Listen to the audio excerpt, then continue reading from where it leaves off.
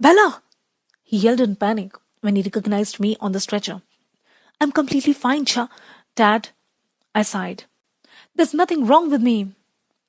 He turned to the closest EMT for a second opinion. I turned him out to consider the jumble of inexplicable images churning out chaotically in my head. When they had lifted me away from the car, I had seen the deep dent in the tan car's bumper, a very distant dent that fit the contours of Edward's shoulders, as if he had braced himself against the car with enough force to damage the metal frame. And then there was his family, looking on from the distance, with expressions that ranged from disapproval to fury, but held no hint of concern for their brother's safety. I tried to think of a logical solution that could explain what I had just seen, a solution that excluded the assumption that I was insane. Naturally, the ambulance got a police escort to the county hospital. I felt ridiculous the whole time they were unloading me. What made it worse was that Edward simply glided through the hospital doors under his own power. I ground my teeth together. They put me in the emergency room, a long room with a line of beds separated by pastel-patterned curtains. A nurse put a pressure cuff on my arm and a thermometer under my tongue. Since no one bothered pulling the curtain around to give me some privacy, I decided I wasn't obligated to wear the stupid-looking neck brace anymore. When the nurse walked away, I quickly unfastened the Velcro and threw it under the bed. There was another flurry of hospital personnel, another stretcher brought to the bed next to me. I recognized Taylor Crowley from my government class beneath the blood-stained bandages wrapped tightly around his head. Taylor looked 100 times worse than I felt, but he was staring anxiously at me. Bella, I'm so sorry. I'm fine, Taylor. You look awful. Are you all right? As we spoke, nurses began unwinding his soiled bandages, exposing a myriad of shallow slices all over his forehead and left cheek. He ignored me. I thought I was going to kill you. I was going too fast, and I hit the ice wrong. He winced as one nurse started dabbing at his face. Don't worry about it. You missed me. How did you get out of the way so fast? You were there, and then you were gone. Edward pulled me out of the way. He looked confused. Who? Edward Cullen. He was standing next to me. I had always been a terrible liar. I didn't sound convincing at all. Cullen? I didn't see him. Wow, it was all so fast, I guess. Is he okay? I think so. He's here somewhere, but they didn't make him use a stretcher. I knew I wasn't crazy. What had happened? There was no way to explain away what I had seen. They wheeled me away then, to X-ray my head.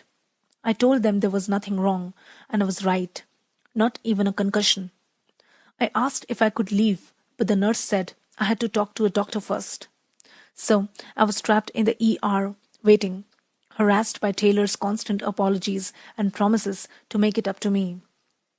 No matter how many times I tried to convince him I was fine, he continued to torment himself. Finally, I closed my eyes and ignored him. He kept up a remorseful mumbling. Is she sleeping? A musical voice asked. My eyes flew open. Edward was standing at the foot of my bed, smirking. I glared at him. It wasn't easy. It would have been more natural to ogle. Hey, Edward, I'm really sorry, Taylor began. Edward lifted a hand to stop him. No blood, no foul, he said, flashing his brilliant teeth. He moved to sit on the edge of Taylor's bed, facing me. He smirked again. So, what's the verdict? He asked me.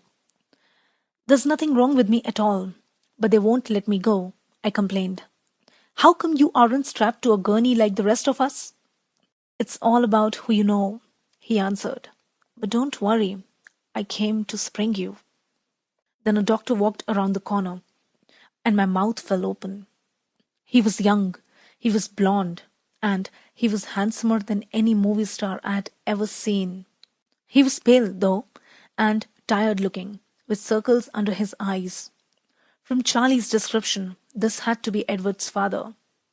So, Miss Swan, Dr. Cullen said in a remarkably appealing voice, How are you feeling? I'm fine, I said, for the last time, I hoped. He walked to the light board on the wall over my head and turned it on. Your x-rays look good, he said. Does your head hurt? Edward said you hit it pretty hard. It's fine, I repeated with a sigh, throwing a quick scowl towards Edward. The doctor's cool fingers propped lightly along my skull. He noticed when I winced. Tender? He asked. Not really. I'd had worse. I heard a chuckle and looked over to see Edward's patronizing smile. My eyes narrowed. Well, your father is in the waiting room. You can go home with him now. But come back if you feel dizzy or have trouble with your eyesight at all. Can't I go back to school? I asked, imagining Charlie trying to be attentive. Maybe you should take it easy today. I glanced at Edward. Does he get to go to school? Someone has to spread the good news that we survived, Edward said smugly. Actually, Dr. Cullen corrected, most of the school seems to be in the waiting room. Oh no, I moaned, covering my face with my hands. Dr. Cullen raised his eyebrows. Do you want to stay? No, no, I insisted, throwing my legs over the side of the bed and hopping down quickly. Too quickly. I staggered, and Dr. Cullen caught me. He looked concerned. I'm fine, I assured him again. No need to tell him my balance problems had nothing to do with hitting my head. Take some Tylenol for the pain, he suggested, as he steadied me. It doesn't hurt that bad, I insisted. It sounds like you were extremely lucky, Dr. Cullen said, smiling as he signed my chart with a flourish. Lucky Edward happened to be standing next to me. I amended with a hard glance at the subject of my statement. Oh, well, yes. Dr. Cullen agreed, suddenly occupied with the papers in front of him. Then he looked away at Taylor and walked to the next bed. My intuition flickered. The doctor was in on it. I'm afraid that you will have to stay with us just a little longer, he said to Taylor, and began checking his cuts. As soon as the doctor's back was turned, I moved to Edward's side. Can I talk to you for a minute? I hissed under my breath. He took a step back from me, his jaw suddenly clenched. Your father is waiting for you, he said through his teeth. I glanced at Dr. Cullen and Taylor. I would like to speak with you alone, if you don't mind, I pressed. He glared, and then turned his face and strode down the long room,